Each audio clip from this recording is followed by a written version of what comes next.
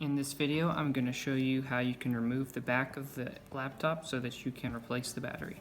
Now this particular model is one of the most difficult laptops that I've had the pleasure of disassembling, and they all come apart with screws and tabs, but in this case the screws were hidden underneath this rubber strip, and so I went back in and marked with Sharpie once I found them. And I like to use a little piece of plastic, a thin piece of plastic, to carefully wedge in underneath the bottom housing and separate it and disconnect those tabs all the way along.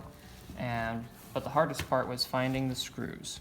Once you have the first 3 obvious screws, then you can get the 4 corners, and you must lift the rubber, like there. There's one of the screws, and so there's one in each of the corners. These ones are a little bit farther back.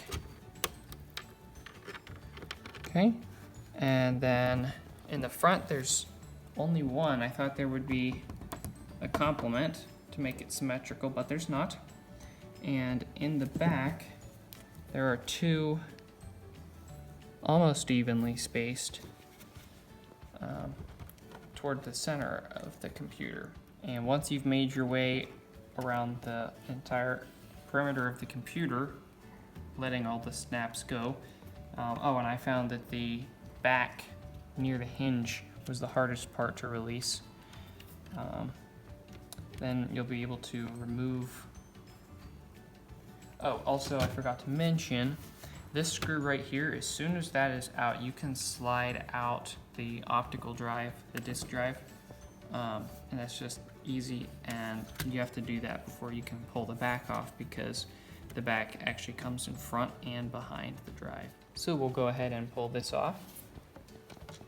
There's 3 screws at the top side here, and just a couple tabs at the bottom, so you can lift it and slide it out.